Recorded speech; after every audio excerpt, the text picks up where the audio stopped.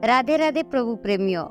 इस वीडियो में हम आपको बताएंगे हमारी 5 ज्ञानेंद्रियां आँख, कान, नाक, जीवा और त्वचा, इन सब की 5 तन्मात्राएं हैं। शब्द, स्पर्श, रूप, रस, गंध, इन सब को हम उदाहरण देकर आपको समझाएंगे।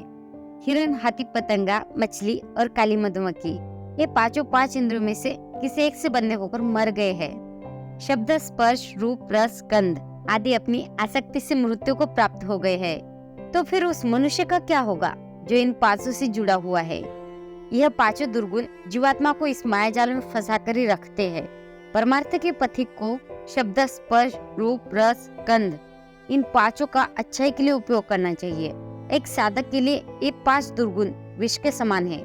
यह सारे विष के समान क्यों है? आइए मैं आपको ज्ञानेंद्रिया तथा तन्मात्राओं के साथ समझाती हूँ। हमारी पहली ज्ञानेंद्रिया है कान, जिसकी तन्मात्रा शब्द है। हिरण शब्द के कारण मरता है। वो कैसे? हिरण के नाभि में कस्तूरी होती है। सभी हिरण के नहीं, 100 में से एक के। जब शिकारी जंगल में आता है तो उसे कस्तूरी की खुशबू आ जाती है, तो वह जाल बिछाकर बांसुरी बजाता है। हिरण बांसुरी की आवाज की तरफ आकर्षित होकर उस दिशा की ओर चल पड़ती है और जाल में फंस जाती है।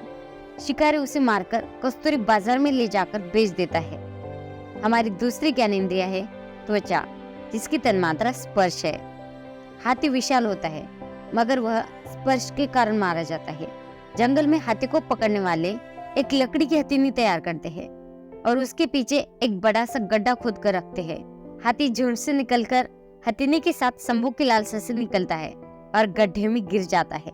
फिर उसे 4-5 दिन तक भूखा रखते हैं। हाथी जब कमजोर हो जाता है तो उसे पकड़कर फिर अपनी मनमर्जी के हिसाब से उससे काम कराया जाता है। हाथी की यह दशा स्पर्श में आसक्त होने की वजह से हुई। तीसरी ज्ञानेंद्रिया है जीवा, जिसकी तन्मात्रा रस है। मछली स्वाद के कारण ही मृत्यु को प्राप्त होती है।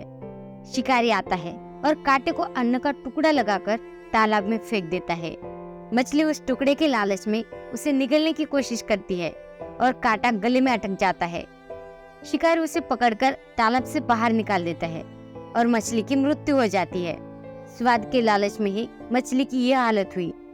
हमें भी अगर योग मार्ग के मार्ग पर चलना है तो इस स्वाद रूपी विषय को त्यागना होगा। स्वाद रूपी विषय कौन सा है? जिस भी अन्न से जीवा को स्वाद मिले उनका त्याग, जैसे खट्टा, मीठा, तीखा, चटपटा और नॉनवेज, इन सब का हमें त्याग करना चाहिए। हमें भोजन सात्विक और भूख से थोड़ा सा कम करना चाहिए। दोस्तों, और आगे बढ़ने से पहले मैं आपसे एक रिक्वेस्ट करती हूँ।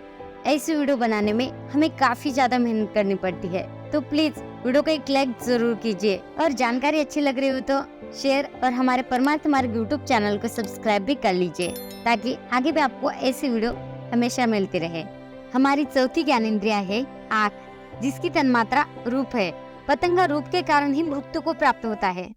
तेल के दीपक की बाती की रोशनी से आंखों की तृप्ति के कारण, अपने पागल जुनून के कारण पतंगा अचानक दीपक में गिरकर मृत्यु को प्राप्त हो जाता है। हमारी 5वीं ज्ञानेंद्रिया है नाक, जिसकी तन्मात्रा गंध है। काली मधुमक्खी गंध के कारण मारी जाती है।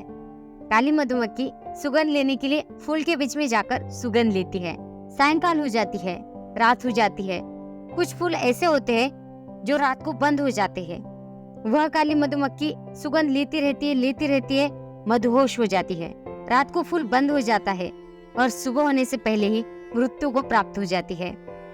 अब सोचिए, इन सभी जीवों में सिर्फ एक दुर्गुण होने के कारण उनकी यह गति हुई है। सोचने वाली बात यह है, प्रत्येक विषय जहर के समान है। क्या यह मनुष्य को बर्बाद करने में सक्षम नहीं है? क्या 5 मिलकर विनाश नहीं कर सकते? हमारा वीडियो बनाने का उद्देश्य यही था। हमें जो इंद्रियां मिली है उनका सदुपयोग करें, भगवान का सदा स्मरण करते रहे, नाम जप करते रहे, क्योंकि यहाँ जो भी जितना भी कमाओगे वह सब मृत्यु आने के बाद धन, दौलत, रिश्ते, नाते सभी यहीं पर रह जाएंगे। साथ में जाएगा तो सिर्फ प्रभु का नाम। तो इसलिए सदा जपते रहो। राधे राधे। उम्मीद करती हूँ दी गई जानकारी आपको अच्छी लगी होगी।